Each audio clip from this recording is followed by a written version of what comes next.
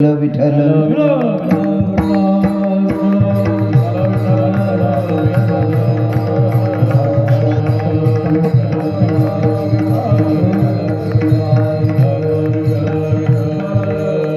मग काही दिसायला पांढरे शुभ्र असतात पण ते संत नसतात.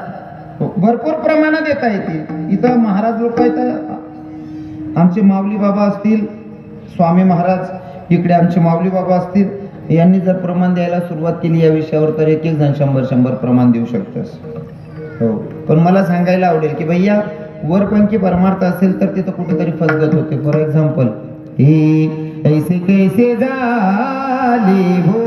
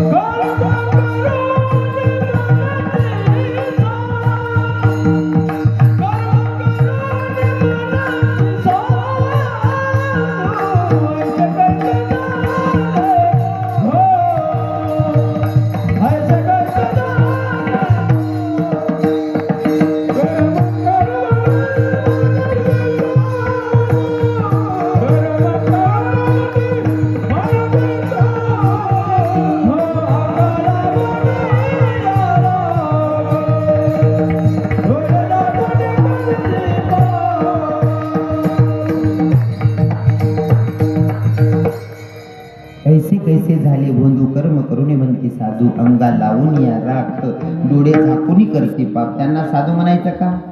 हो. एक उदाहरण म्हणून सांगेल. पाण्यामध्ये उभा राहणारा तो दव्याबरोबर दिक असतो बगडा. दिकाल कसा आहे?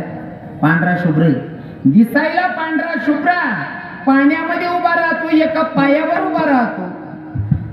दिसायला पांढरा शुभ्र, एका पायावर उभा राहतो.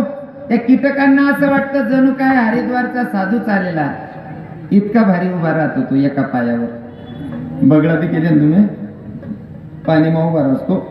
हा, दिकाले दव्यावर उभा राहताना बी एक पायावर उभा राहतो. त्या कीटक आहे ना, त्यांना विश्वास करलेतच. एका पायावर उभा, दिसायला पांढरा शुभ्र आहे, म्हणजे हा मोठा साधू असला पाहिजे. ते कीटक याच्यावर विश्वास करतात आणि जवळ येतात. यानं उचललेला पाय बरोबर त्या कीटकांच्या डोक्यावर देतो. मग याला साधू म्हणता येईल का? काही दिसायला आहेत पण आतून नाही.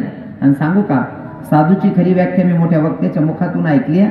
स्वामी बाबा, चित्रेची देखून कामी ना काम उपजे जयाची आमना, तो संन्यासी नोंदी जाना ऐक बापा नरोत्तमा. साधू त्याला म्हणावं, चित्रातली बाई बघून सुद्धा त्याच्या मनामध्ये वासना निर्माण नाही झाली पाहिजे, त्याला म्हणावं साधू. संत कोणाला म्हणावं? दया समाजाच्या अंगी तोची संत जाणं जाईल. अजून हे संत आणि साधू सांगितले. अरे वारकऱ्यासाठी सुद्धा नियम आहे. वारकऱ्यासाठी काय नियम आहे स्वामी बाबा? जाई व तू माते न करी साया, स्वामी विष्णुदास विठ्ठल.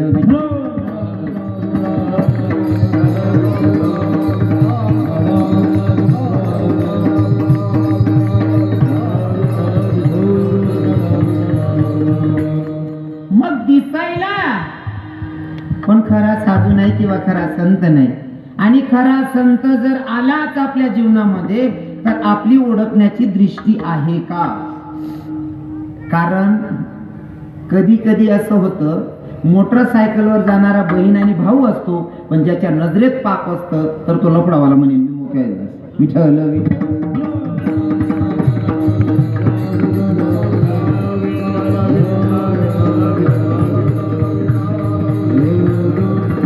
नजरेत जर पाप असेल तर तो चांगलं बघूच शकत नाही. मला नेहमी उदाहरण म्हणून सांगायला आवडेल. दृष्टी चांगली असेल तर सृष्टी चांगली दिसते. दोघं बाजूला मांडतोय बरं. दृष्टी चांगली असेल तर सृष्टी चांगली दिसते. जर तुमची नजर चांगली असेल ना तर तुम्ही किचडमध्ये कमळ बघू शकता. पण नजरेत जर का दोष असेल तर चंद्रात पण दाग दिसतो. बघायचं आपल्याकडे काय बघायचं.